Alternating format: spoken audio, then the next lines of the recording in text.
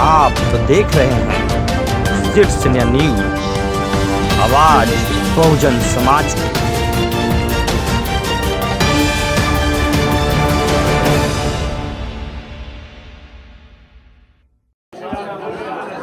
जय भीम, नमो बुद्धाय, जय मूल्यवासी। अभी हम धर्मपुर में हैं और यहाँ पे भारतीय मूल्य से सांस्कृतिक मंच के देख सकते हैं। मेरे पीछे बैनर लगा है और शायद कैमरा फ्रंट होने के कारण उल्टा दिखाई दे रहा होगा आप लोगों को। तो इसमें आपको बताना चाहूँगा कि आज भारतीय मूल निवासी सांस्कृतिक मंच के तत्वाधान में एक बौद्धिक विवाह का जो है कि यहाँ पे कार्यक्रम रखा गया है और जिसमें आप देख सकते हैं कि बहुत सारे लोग भी आए हुए हैं। मेरे पीछे देख सकते हैं और काफ़ी महिलाएं पुरुष है और आज यहाँ पे बौद्धिक रीति से जो है कि शादी संपन्न हुआ है। मैं जानना चाहूँगा आखिर में जो नवविवाहित जो यहाँ पे आज शादी हुई है उसमें मैं जानना चाहूँगा कुमारी सुचिता जी से और रोशन कुमार जी से कि आखिर में बौद्ध रीति से जो शादी हुई है इनको कैसा लगा। आखिर में जो ब्राह्मणी व्यवस्था से शादी होता है उसमें चेंजिंग क्या है। उनका पिताजी से मैं बात करूंगा कि आखिर में बौद्ध रीति से शादी क्यों करने के लिए राजी हुए, का किसी तरह की कोई दबाव या कुछ दिक्कत के कारण कोई सामना तो नहीं करना पड़ा। मैं पहले अभी नवयुवक जो जिनका शादी हुआ है उनसे मैं बात करूंगा। सर, मेरे चैनल में आपका स्वागत है। मैं आपसे जानना चाहूँगा कि आज यहाँ पे जो शादी हुई बौद्ध रीति से हुई और कोई मंत्रोच्चारण नहीं किया गया, आपको क्या लग रहा है? क्या शादी सफल है या नहीं? सफल है। तो ऐसा तो नहीं लग रहा है कि मंत्रोच्चारण नहीं हुआ तो शायद कुछ कमी महसूस कर रहे हैं? नहीं, ऐसा क्यों लगेगा? ऐसा नहीं लग रहा है? नहीं, बिल्कुल नहीं। तो ये भारतीय मूल सांस्कृतिक मंच के तत्वाधान में जो शादी हुई इससे आप खुश हैं? बिल्कुल खुश है।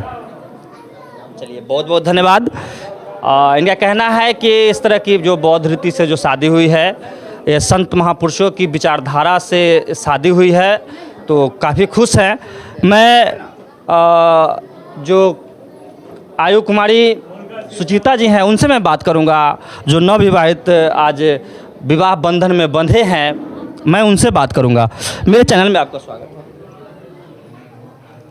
मैं आपसे जानना चाहूँगा कि आज आपका शादी जो हुआ है बिना मंत्रोच्चारण के हुआ है। यहाँ पे कोई ब्राह्मण नहीं बुलाया गया है और यहाँ पे कोई मंत्रोच्चारण नहीं किया गया है। ऐसे शादी होता है तो ब्राह्मणी रीति से जो शादी होता है मंत्रोच्चारण में लगभग रात गुजर जाता है और तब जाकर के शादी होता है लास्ट में सुबह में, और आपको लगभग 1 से 1.5 घंटे में आपका शादी समाप्त हो गया। तो आपको क्या लगता है? अच्छा लगा। शादी सफल है, अच्छा लगा। अच्छा लगा। ऐसा तो नहीं लग रहा कि कुछ कमी महसूस? नहीं। तो इनका भी कहना है और काफ़ी अच्छा लगा। तो शादी से आप खुश हैं? खुश है। इस तरह की जो बिना ब्राह्मण के शादी हुआ इससे कोई दिक्कत नहीं ना? नहीं। चलिए, अभी हम डायरेक्ट बात करेंगे जो लड़का के पिताजी हैं, मैं उनसे बात करूंगा कि आखिर में जो यह बौद्ध रीति से शादी हुई है तो सरकार जो मूवमेंट इस तरह की जो चल रही है भारतीय मूल सांस्कृतिक मंच के तत्वाधान में लगातार इस तरह के कार्यक्रम चल रहा है, कहीं पे कुछ लगातार प्रतिदिन प्रोग्राम हो रहा है। सर से मैं जानने की कोशिश करूंगा कि आखिर में जो प्रोग्राम किए हैं तो कहाँ से जानकारी मिला सबसे पहले और कब से मिशन को जान रहे हैं? सर, मेरे चैनल में आपका स्वागत है। सबसे पहले आपका भी मेरे तरफ से आपका चैनल का धन्यवाद करता हूं और इस जानकारी को मैंने बाबा साहब अम्बेडकर, महात्मा बुद्ध का कुछ किताबें पढ़े, उसी से मुझे ज्ञान मिला कि आखिर ब्राह्मणी व्यवस्था क्या है और हमारे महात्मा बुद्ध का व्यवस्था क्या है। मतलब जो भी कुछ है उनके हमारे महात्मा बुद्ध में ज्ञान का ही दिशा बताया जाता है। इसलिए वहीं से मुझे जानकारी हुआ है कि इस पाखंड, तब तो मैं उस जानकारी लेके उस पाखंड को लात मार के मैं अपने ज्ञान का इस्तेमाल कर रहा हूँ। और मैं कोई अपना नहीं, मैं अपने हाथ से लमसम 20 शादी ब्याह में इन्वॉल्व हुआ हूँ। शादी ब्याह खुद मैं भी करवाता हूँ, छेका फलदान सब कुछ करवाता हूँ। जो लोग समझने वाले हैं, जिनको शिक्षा का असली ज्ञान है, वो ब्राह्मण व्यवस्था में कभी नहीं जाएंगे। और जो शिक्षित ही हैं और शिक्षितशील नहीं हैं, वो तो ब्राह्मण व्यवस्था में ही रहेंगे। यानी सीधे शब्दों में कह सकते हैं लिखा पढ़ा और पढ़ा लिखा। पढ़ा लिखा और लिखा पढ़ा में दोनों में फ़र्क है। इसीलिए मैं कहना चाहता हूँ कि जो लोगों को समझ में नहीं आएगा, पढ़ने लिखने से नहीं, एक भी अक्षर जो लोग पढ़ लेते हैं उसका ज्ञान होना चाहिए कि उस अक्षर का मीनिंग क्या होता है। तो पढ़ने से नहीं होता है, उसको समझने से होता है। जो आप पढ़ लिए हैं उसको समझने का कोशिश कीजिए। जब समझने का कोशिश कीजिएगा तो आपको सारे जितना भी मतलब आपके पूर्वजों का इतिहास है उसको जानकारी होगा।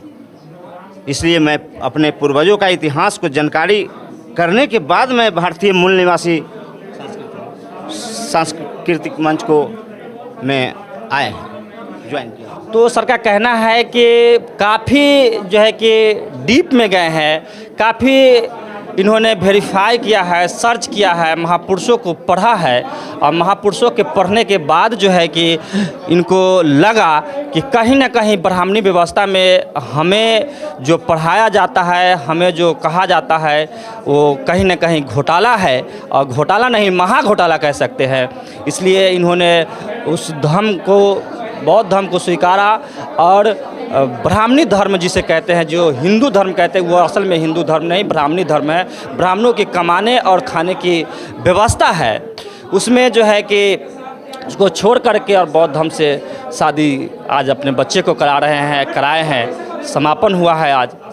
सर से मैं आगे जानने की कोशिश करूंगा कि आखिर में इनका जो मैसेज है उन लोगों को लिए क्या कहेंगे जो लोग आखिर में हिंदू धर्म अपने आप को हिंदू कहते हैं, उनको क्या कहेंगे? सर मैं आपसे जानना चाहूँगा कि जो अपने आप को कहते हैं हिंदू, तो उस पर आप क्या कहेंगे? जो लोग कहते हैं कि हम हिंदू हैं और हिंदू धर्म से ही शादी करेंगे, ब्राह्मण को बुला करके करेंगे, उनको क्या कहेंगे? जो लोग हिंदू धर्म के बारे में जानते नहीं हैं, जो ब्राह्मण ने हिंदू धर्म बनाया है, वह ब्राह्मण ने ही कुछ हिंदू धर्म में नहीं है। वो बोलता है कि हम सनातन धर्म में हैं, और मैं बोलता हूँ कि मैं अनातन धर्म में हूँ।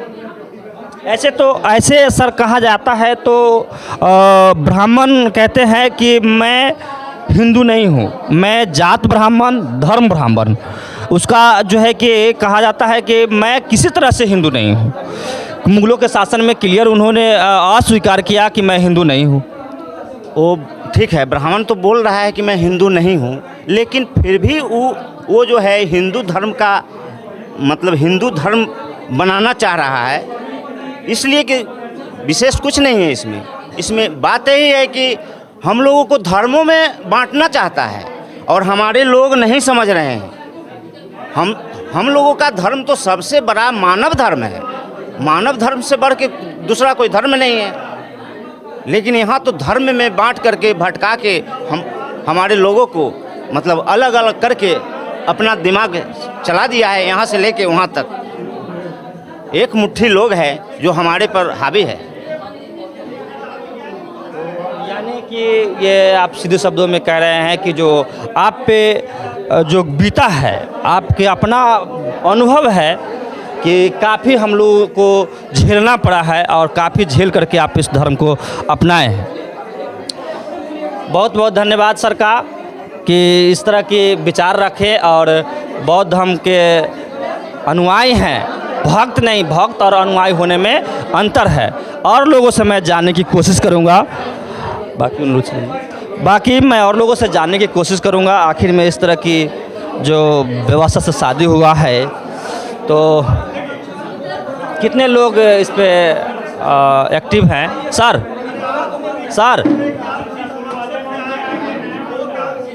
मैं आपसे जानना चाहूँगा, सबसे पहले मेरे चैनल में आपका स्वागत है। धन्यवाद। सर मैं आपसे जानना चाहूँगा, आज बौद्ध रीति से यहाँ पे शादी हुआ और देखा जाता है कि यहाँ पे ही कुछ लोग चर्चा पर चर्चा कर रहे हैं और कहते हैं कि ये हिंदू धर्म में है और हिंदू धर्म के रीति रिवाज से शादी नहीं हुआ। तो आपसे मैं जानना चाहूँगा, अपने चैनल देखने वाले के लोगों के लिए जानना चाहूँगा कि जो मंत्र पढ़ा जाता है हिंदू धर्म में, जो मंत्र पढ़ा जाता है उसका सच्चाई कुछ बताएं ताकि लोगों को आँख खुले कि हिंदू धर्म में जो शादी होती है और जो मंत्र पढ़ा जाता है वो मंत्र क्या है, उस पर फोकस करें। देखिए, हमारे लोग हिंदू धर्म करते हैं, लेकिन कहीं भी कोई वेद ग्रंथ रामायण महाभारत जिस वेद पुराण में आप देख लीजिए, कहीं आपको हिंदू धर्म नहीं मिलेगा। लेकिन जानकारी के अभाव में लोग हिंदू शब्द बोल रहे हैं। अगर हिंदू का मीनिंग देखा जाए तो अपमानित शब्द होता है और हिंदू धर्म से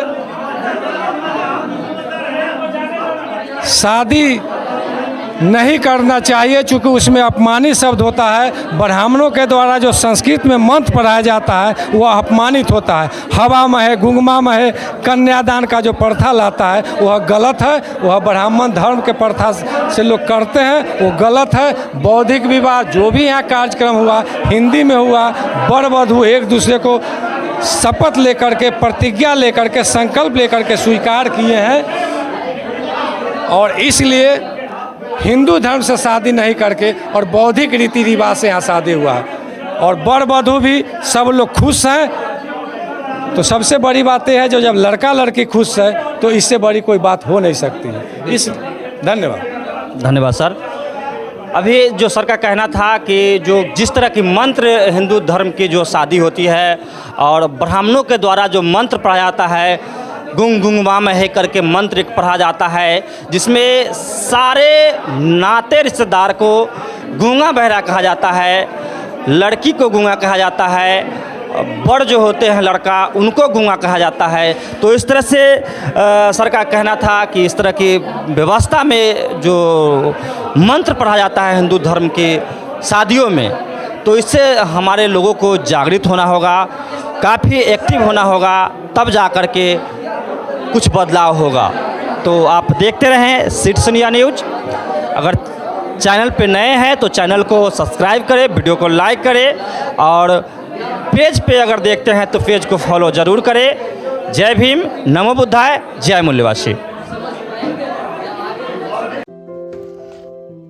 वीडियो को लाइक करें, कमेंट्स करें, शेयर करें और चैनल को सब्सक्राइब करें। धन्यवाद।